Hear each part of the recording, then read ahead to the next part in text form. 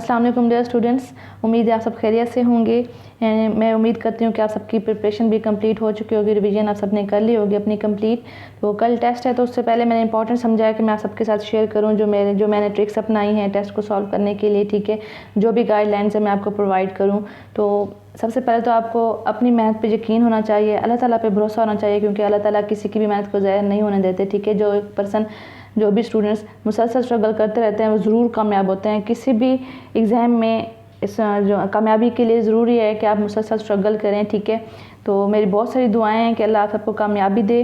तो मैंने ये गाइडलाइंस दिए थे कि आप सब अच्छे से टेस्ट को अटेम्प्ट करें। ठीक है, तो उसके लिए डिफरेंट वो है कि कुछ बच्चे क्या करते हैं। फ़र्स्ट ऑफ़ ऑल तो ये है कि आपने टेस्ट वाले दिन हेल्दी डाइट लेनी है। ठीक है, हेल्दी डाइट मीन्स के बहुत सारे स्टूडेंट टेंशन में इतने ज़्यादा होते हैं, टेस्ट की टेंशन लेके खाते कुछ नहीं है। ठीक है, तो जो हमारे माइंड को जो एनर्जी चाहिए होती है वो पूरी नहीं होती। ठीक है, तो उसकी वजह से क्या होता है, टेस्ट में हम अक्सर स्टूडेंट्स ये कह रहे होते हैं कि हमने प्रिपेयर किया था, अच्छे से रिवीजन भी की थी, पता नहीं टेस्ट में मैं भूल गया, पता नहीं कैसे भूल गया। ठीक है, माइंड को जितनी एनर्जी चाहिए वो ज़रूरी उसको प्रोवाइड करनी होती है। तो सबसे पहले आपने हेल्दी डाइट लेनी है, एंड हेल्दी डाइट के साथ साथ माइंड रिलैक्सेशन भी ज़रूरी है। ठीक है, माइंड को रिलैक्स करने के लिए ये बहुत ज़रूरी है कि आपकी नींद भी पूरी हो सबसे पहले तो जितनी रिवीजन होनी थी, जितनी प्रिपरेशन होनी थी अब तक कर ली है, तो आज रात आप सब ने जल्दी सो जाना है। ठीक है, नींद आपकी पूरी होनी चाहिए। ठीक है, तो जितनी रिवीजन कर ली है काफ़ी है। ठीक है, माइंड को रिलैक्स करें, माइंड रिलैक्स होगा तो आप अच्छे से टेस्ट को अटेम्प्ट कर पाएंगे। ठीक है, तो हेल्दी डाइट लेनी है कल आपने।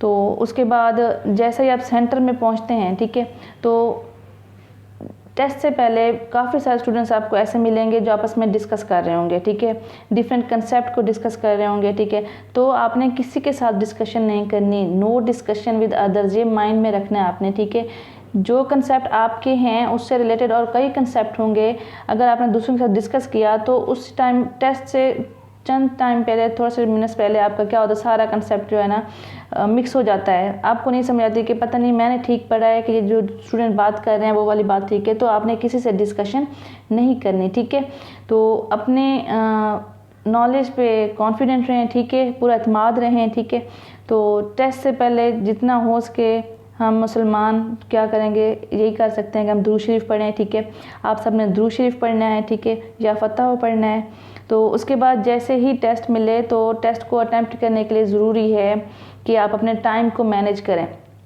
जो मेन चीज़ है टेस्ट में वो टाइम को मैनेज करना है। टेस्ट सेंटर से बाहर भी कई सारे स्टूडेंट्स आपको मिलेंगे जो ये कह रहे होंगे कि पता नहीं चला, टाइम पूरा गुजर गया और मैंने तो पूरा टेस्ट रीड ही नहीं किया। ठीक है, तो सबसे पहले क्या करना है, अपने टाइम को मैनेज करना है। टाइम को मैनेज करने के लिए आप टेस्ट को क्या करें, 3 राउंड्स में अटैम्प्ट करें, सॉल्व करें। ठीक है, फर्स्ट राउंड आप लगाएंगे, स्टार्ट करेंगे आप टेस्ट। फर्स्ट राउंड जो आप लगाएंगे उसमें वो वाले MCQs आपने अटैम्प्ट करने हैं कि जैसे ही आपने स्टेटमेंट पढ़ी आपको फर्स्ट क्लिक में ये आ गया कि हाँ जी इसका ये ऑप्शन है। ठीक है, A है, B है, C है या फिर D है। फर्स्ट रीडिंग में ही आपको पता चल गया, कंफर्म है कि आपका ये आंसर है, आपने उनको सॉल्व करना है।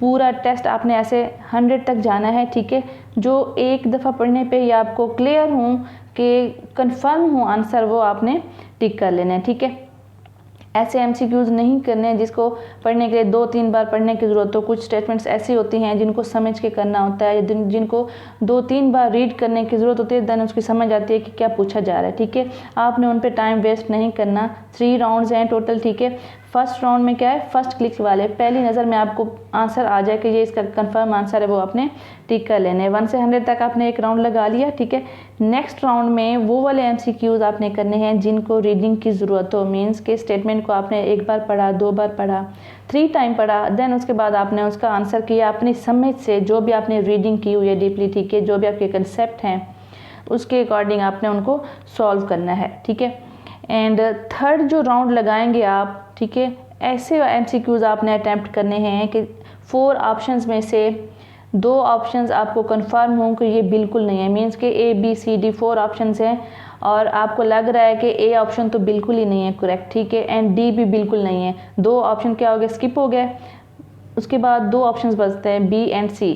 जब 2 ऑप्शंस में आपको कन्फ्यूजन हो कि 2 ऑप्शन में से ही कोई एक है, बाकी 2 आपने स्किप कर दिए, तो वो वाले MCQs आपने अटैम्प्ट करने हैं।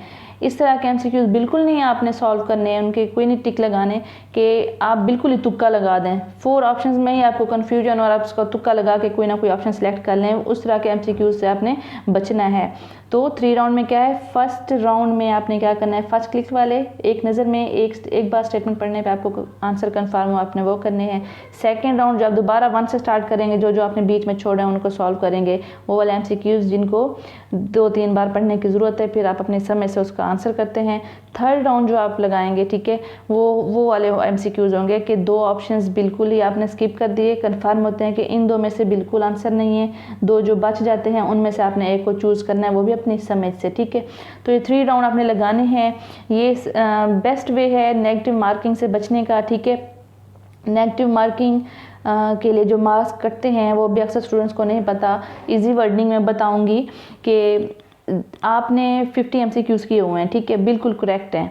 उसके बाद आपने 4 MCQs आगे किए हैं, ठीक है, 51, 52, 53 एंड 54। अगर 4 ही आपके गलत हो गए हैं, ठीक है, उनका 1 नंबर कट जाएगा। जो पीछे आपके 50 क्लियर थे, करेक्ट थे, तो उसमें से आपके 49 मार्क्स बच जाएंगे, ठीक है।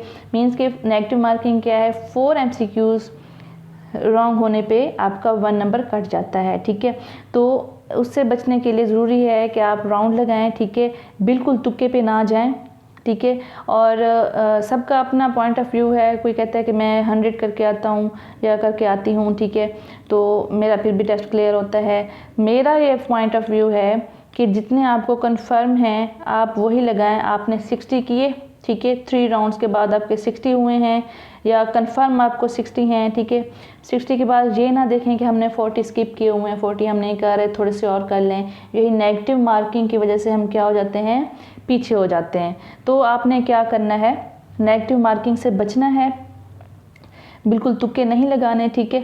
एंड नेगेटिव मार्किंग से बचने के लिए यही है कि आप बिल्कुल जो कन्फ्यूजन वाले MCQs आप उनको स्किप कर दें। 60-70 कर लिए हैं, वो इनफ हैं, ठीक है।